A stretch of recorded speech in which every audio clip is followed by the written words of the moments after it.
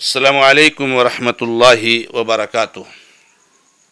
الحمد للہ رب العالمین واشہد ان لا الہ الا اللہ وحدہ لا شریک لہ واشہد ان محمدا عبدہ ورسولہ صلی اللہ تعالی علیہ وآلہ وسلم۔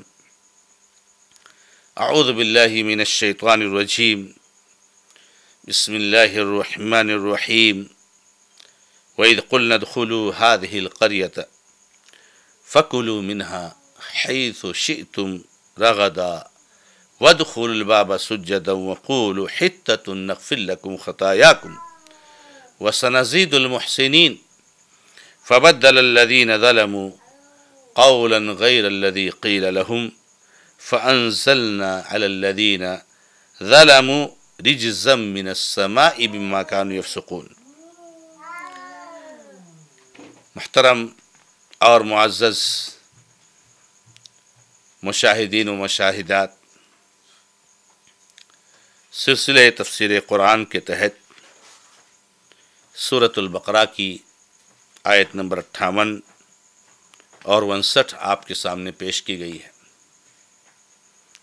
ان دونوں آیتوں میں اللہ رب العزت نے ارشاد فرمایا ہے، اور یاد کرو اس وقت کو کہ جب ہم نے تم سے کہا اس بستی میں داخل ہو جاؤ، تو تم وہاں جہاں چاہو خوشی اور آزادی کے ساتھ کھاؤ، اور دروازے پر سجدہ کرتے ہوئے داخل ہو اور کہتے رہو اللہ ہمارے گناہوں کو معاف کر دے، ہم تمہارے گناہوں کو معاف کر دیں گے اور تمہیں اور زیادہ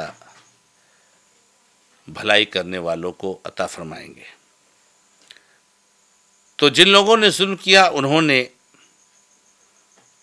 جو ان سے کہا گیا تھا اس کو بدل کر کچھ اور کہا، تو ہم نے ان لوگوں پر جنہوں نے ظلم کیا آسمان سے عذاب نازل کر دیا، بما کانوا یفسقون، اس کے بدلے میں جو وہ فسق کرتے تھے، نافرمانی کرتے تھے۔ معزز و موقر دینی اور ملی بھائیوں، بنو اسرائیل کو اللہ رب العزت اپنی نعمتیں یاد دلا رہا ہے، اور انہیں یاد کرنے کا حکم رب العزت نے دیا ہے۔ اللہ رب العزت نے جس نعمت کا تذکرہ یا جس نعمت کی یاد دہانی یہاں پر کرائی ہے،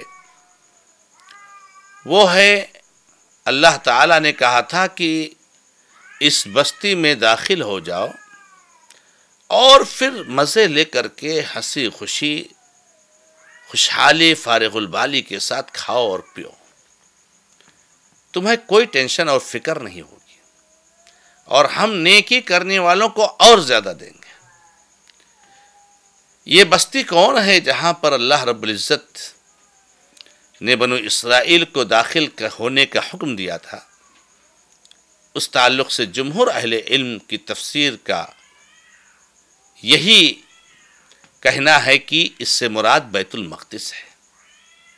بیت المقدس جہاں مسجد اقصیٰ ہے، اور مسجد اقصیٰ جو 3 مساجد میں سے ایک وہ مسجد ہے جس کی طرف تقرب حاصل کرنے کے لیے، ثواب حاصل کرنے کے لیے عبادت کے طور پر سفر کرنا جائز ہے۔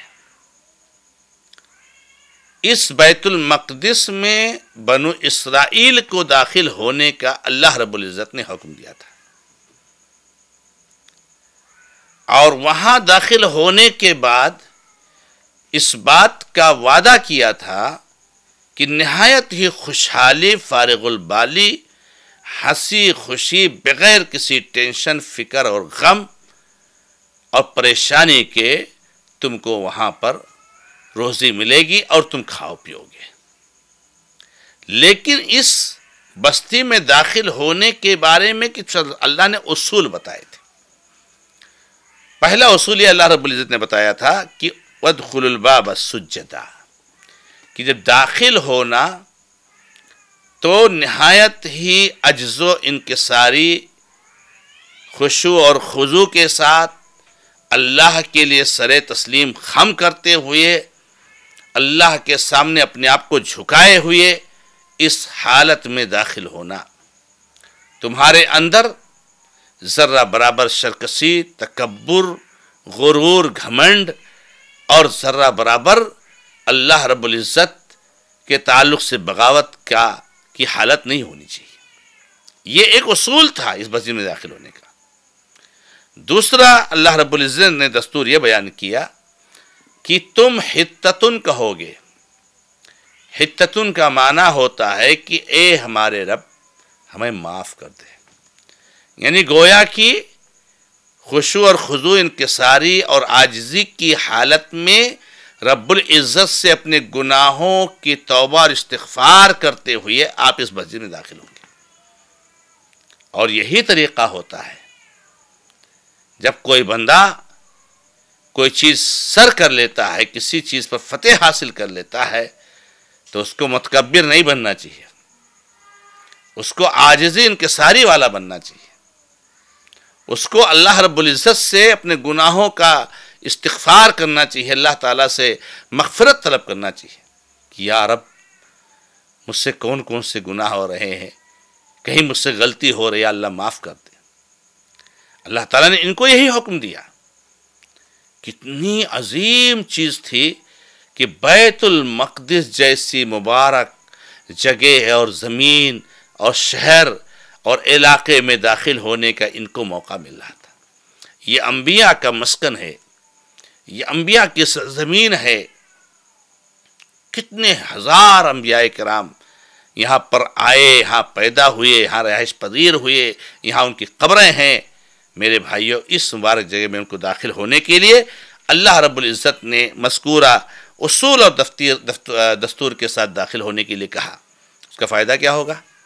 دو فائدہ اللہ نے بتایا۔ ایک فائدہ تو ہم تمہارے گناہ معاف کر دیں گے۔ جب تم کہو گے حتتن، اے اللہ ہمارے گناہ کو معاف کر دے، تو ہم تمہارے گناہ معاف کر دیں گے۔ دوسرا فائدہ کہ اللہ کے احکامات کی فرما برداری پر سنزید المحسنین، نیک کام کرنے والے، اچھائی بھلائی کرنے والے، اللہ کی ان کی فرما برداری کرنے والوں کو اور زیادہ دیتے جائیں گے۔ تم وہاں خوشحالی میں اور مزید ترقی کرتے جاؤ گے، تم وہاں اور روزانہ بھلائیاں حاصل کرو گے۔ یہ اللہ رب العزت نے ان سے کہا، لیکن ہوا کیا؟ فَبَدَّلَ الَّذِينَ ظَلَمُوا قَوْلًا غَيْرَ الَّذِي قِيلَ لَهُمْ، کہ ہم نے جو ان سے کہا تھا اس کو انہوں نے بدل دیا۔ اللہ تعالیٰ نے ان سے کہا تھا کہ تم سجدے کی حالت میں، عجز و انکساری کی حالت میں رب العزت کے لیے سر تسلیم خم کرتے ہوئے خشوع اور خضوع کے ساتھ داخل ہوگے۔ یہ اپنی سرینوں کے بل گھستے ہوئے داخل ہوئے۔ انہوں نے اللہ رب العزت کے لیے عجز و انکساری نہیں اختیار کی، انہوں نے اللہ رب العزت کے لیے خشوع خضوع نہیں اختیار کیا، انہوں نے خشوع اور تذلل کی حالت نہیں اختیار کی، بلکہ اپنی سرینوں کو گھستے ہوئے، سرینوں کے بل یہ جو ہے اللہ رب العزت کے اس مبارک شہر میں داخل ہوئے۔ دوسری بات کہ اللہ تعالیٰ نے کہا تھا حتتن، ہمارے گناہ کو معاف کر دے، لیکن یہ حنتتن فی حبتن فی شعرتن یا حنتتن فی شعرتن، یعنی بالی میں گیہوں، یہ کہتے ہوئے داخل ہوئے، اللہ تعالیٰ کے حکم کا مذاق اڑاتے ہوئے، استہزاء کرتے ہوئے، تمسخر کرتے ہوئے۔ یعنی اللہ رب العزت نے خشوع اور خضوع تواضع کے ساتھ سر تسلیم خم کرتے ہوئے، استغفار کرتے ہوئے اللہ نے داخل ہونے کا حکم دیا۔ الٹا استغفار کرنا تو دور کی بات ہے، رب العزت کے حکم کا مذاق اڑا رہے تھے۔ اللہ تعالیٰ کہتا ہے حتتن کہو، کہتے تھے حبتن یا حنتتن فی شعرہ، گیہوں اور بالی میں گیہوں ہے۔ تو اس کا رب العزت کے حکم کا مذاق اڑا رہے تھے، استہزاء کر رہے تھے۔ تو اللہ تعالیٰ نے فرمایا کہ انہوں نے اللہ رب العزت نے جو کہا تھا اس کو انہوں نے بدل دیا، اور انہوں نے اللہ کے دستور اور اصول اور ضابطے کی کوئی پرواہ نہیں کی۔ اللہ تعالیٰ نے کہا ہم نے ان کے اوپر آسمان سے عذاب نازل کر دیا۔ عذاب کیا تھا؟ اس کی کوئی خاص تفسیر موجود نہیں ہے، لیکن اللہ کے نبی محمد رسول اللہ صلی اللہ علیہ وسلم کی ایک حدیث جو صحیح مسلم کی روایت کرتا ہے، اس سے یہ پتہ چلتا ہے کہ عذاب جو اس وقت اللہ نے نازل کیا تھا وہ طاعون کی بیماری تھی، کیونکہ اللہ کے نبی علیہ الصلوۃ والسلام صحیح مسلم کی حدیث میں ارشاد فرماتے ہیں کہ یہ طاعون وہ رجز ہے جو اللہ تعالی نے بنو اسرائیل پر نازل فرمایا تھا، یا طاعون رجز کا وہ حصہ ہے جو اللہ تعالیٰ نے بنو اسرائیل پر نازل فرمایا تھا۔ تو جب یہ طاعون، یہ عذاب اللہ کا کہیں پر پھیل جائے تو تم ایسے شہر میں داخل مت ہوا کرو، اور اگر وہاں پر پہلے سے موجود ہو تو اس سے نکل کر بھاگو مت۔ یہ اللہ کے نبی صلی اللہ علیہ وسلم کی حدیث ہے۔ تو اس سے علماء نے یہ فائدہ اخذ کیا ہے کہ طاعون کی بیماری اللہ رب العزت نے ان پر نازل فرما دیا، اور جس سے یہ ہلاک ہوتے ہوئے، برباد ہوتے ہوئے چلے گئے۔ کہا اللہ تعالیٰ نے کہا تھا خوشحالی کے ساتھ، ہنسی خوشی بغیر کسی فکر اور غم اور پریشانی کے کھاؤ۔ جب انہوں نے اللہ کے حکم کو بدل دیا تو اللہ تعالیٰ نے خوشحالی اور یہ جو ہے ہنسی خوشی سب ختم کر دی۔ اللہ رب العزت نے طاعون کا عذاب بھیج دیا اور یہ برباد ہوتے ہوئے چلے گئے۔ اللہ نے فرمایا کہ ہم نے طاعون کا عذاب کیوں بھیجا؟ بما کانوا یفسقون، ان کے اس نافرمانی اور ان کی اس سرکشی اور ان کے اس غرور، تکبر، گھمنڈ کی وجہ سے، اور رب العزت کے حکم کا اور رب العزت کے احکامات کا مذاق اڑانے کی وجہ سے۔ ہمیں اور آپ کو اس سے درس لینا چاہیے میرے بھائیوں۔ آج بھی ہمارے کچھ ایسے احباب ہیں جو اللہ رب العزت کے احکامات کی پابندی کرنا تو دور کی بات ہے، وہ رب العزت کے احکامات کا مذاق اڑاتے ہیں، اللہ رب العزت کے احکامات کا تمسخر کرتے ہیں۔